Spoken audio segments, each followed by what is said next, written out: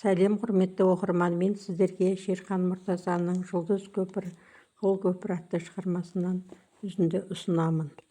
Қанның иісі шыққан жерге, жер түбінен алдымен құзғын қарға жетеді. Түркістанда қан аз төгілген жоқ, әлі де төгіліп жатыр. Оның көбірек төгілуіне полковник Бейли де себепкер болды. Әдетінен-ақ Чеканың ізіне түскен Бейлидің адымы қысқарды. Бірақ жырынды жансыз советтік Түркістанның жауларымен ауыз жаласып та үлгерді. Твоның көсемі генерал Кондратовичті тауып алып жасырын жалғасқан. Кәрі генерал арқылы большевиктердің соғыс комиссары Осиповпен сыбырласып үлгерген. Осиповке қатты тапсырған: ең алдымен комиссарлардың көзін құрт, әсіресе Вотинцев пен Рысқұловтың басын ал деп. Осипов ысылдаған: маған көмек керек, қару керек, ақша керек, әскер өзімде бар деген. Бейли оның айтқанын орындап, генерал Кондратовичке көп ақша берді. Бірақ бәленің бәрі сол ақшадан шықты. Кондратович әлгі мол қаржыға жергілікті халықтан аттар сатып ала бастаған. 10 емес, 100 емес, жүздеп үйір-үйірімен айдаған. Чеканың да көзі бар. Бұл кәрі генерал мұншама жылқыны қайтеді демей ме? Әлде советтік Түркістанда 1000 жылқы айдаған бай болғысы келді ме екен? Әсіресе контрреволюция әскері үшін жиналған жылқы. Твоның сөйтіп талқаны шығып тәмам болды. Бейли бет-пердесін ашып қалар болған соң қашып-пысып жасырын жайға көшкен. Тво қирағанмен әупірімдеп Осипов аман қалды. Твоның көсемдерінің бірі бола тұра, ол коммунист билетін төс қалтасына сақтап, Түркістан социалистік республикасының соғыс министрі қызметінде қылшылдап тұрған дәуірі еді. Ойран салардың алдында комиссар Осипов ерекше бір халге түсіп, ескі аруақтарға сиынардай болып, діндарлық әдеттен ада жүрсе де, өзінен өзі теңселіп, губернатор бағына келді. Январдың аязы шым-шым тістелеген қызғылт сәулелі кеш еді. 1881 жылдың 1 мартында алыстағы Петербург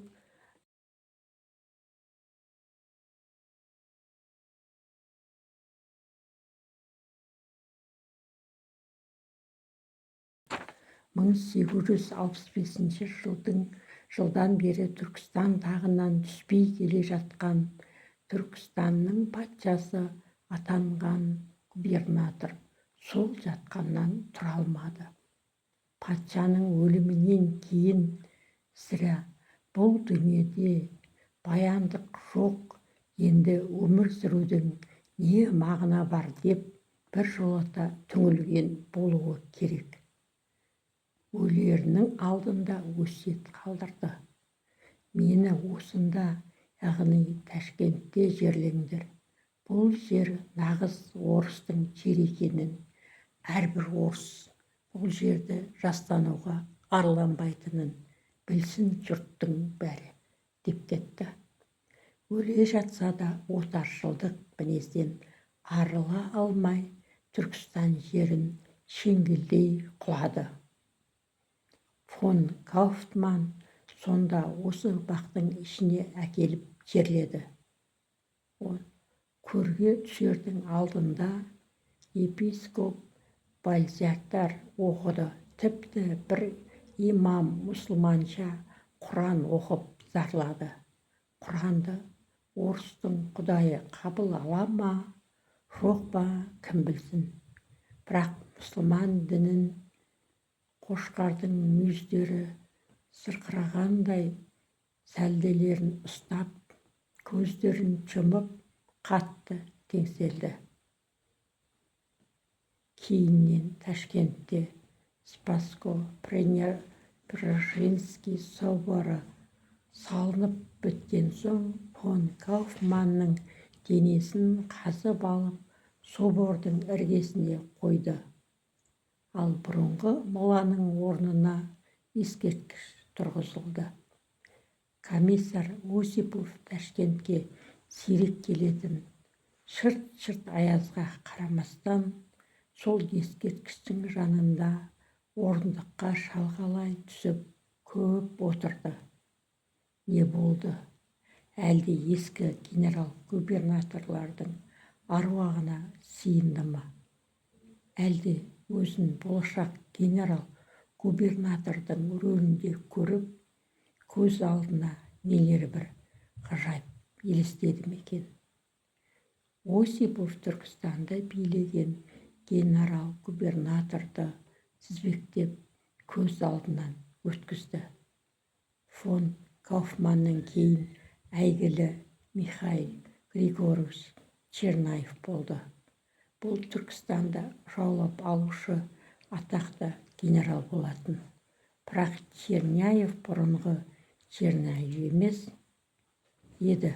Бір-екі жыл тұрды да сырқаттанып, генерал-губернаторлықты фон Розенбах дегеннің қолына берді. Асылы Черняев мәрт жігіт болатын. Жарты патшалықтан тағынан қолдан беру үшін де дәт керек. Фон Розенбахтан кейін барон Втебицкий, генерал Духовский, генерал Иванов, генерал Тивяшев, генерал Субботин, генерал Гроченко, генерал Мищенко, генерал Самсонов, ең соңғы генерал Куропаткин келді. Генерал Корневичке болайын деп бола алмай қалған большевиктер кесір жасады. Осипов Түркістан тарихында 13-ші генерал-губернатор бола ала ма, бола алмай ма, оны бүгінгі түн шешеді. Январдың 19-нан 20-сына ауысып бара жатқан түн. Бұлтсыз бозғылт аспанның жамбасынан шалқия шаншылып бір жұлдыз көтерілді. Комиссар Осипов дүр сілкініп орнынан тұрды. Одан арғы қайғылы жағдай белгілі. Осипов Түркістан Республикасының 14 басшысын атып тастады да Ташкентте сойқан бастады. Осиповке дем берушілердің айтуы бойынша Ташкентті аяз қысқан сол бір январь түніне қарай Орынбордан Дутов, Жетісудан Анненко, Ферғанадан Ергеш, Ашхабадтан ағылшындар жаппай шабуылға шығып, пәрменді бір тұтас қимылмен Түркістандағы Совет өкіметін құлатуы керек еді. Бұл қимылдың шешуші кіндік тұсы осы Осипов болатын. Осипов бүлікті бастауын бастағанымен уәделі көмек Орынбордан да, Жетісудан да, Ферғанадан да, Ашхабадтан да ежеде келе қоймады. Барлық майданда да революция жаулары қан құсып, Қызыл армия тегеурініне төтеп бере алмай тоз-тоз болып жатты. Ал Осипов масқарапас қашқын болды да, оның тіректерінің бірі Аркадий приходько қолға түсті. «Соңғы кезде қабағың кірбің?» деді Наташа жұмыстан кеш қайтқан күйеуін күтіп алып, есік ашып тұрып. «Әлде қызметте жайсыз жағдайлар болып жүр ме?» «Жоқ», деді Рысқұлов Наташаның бетінен сүйіп. Наташа да осы ықыласқа орай күйеуімен жұмыстан соң кездесіп, есік ашқан сайын жарының ерніне аппақ бетін тосатын. Рысқұлов осы үлбіреген, нұрланып тұратын бетті тұңғыш рет сүйердей ынтыға құшырлана өбетін. «Жоқ, Наташа, қызметте бәрі жақсы. Тек ойымнан Артур шықпай қойды. Бейшара бала, шыннан өліп қалды ма? Әйтпесе бір хабары шығатын уақыт болды ғой». Наташа көзін мұң шалып барып күрсініп қалды. «Бауыр деген сол, Тұрар. Ал менің халімді түсінбейсің, түсінгің келмейді. Кішкентай Артур саған қандай қымбат болса, Аркаша да маған сондай ғой. Жаның ашып, қолыңның ұшын бермедің ғой». Артур мен Аркашаны салыстырғаның бекер-ақ.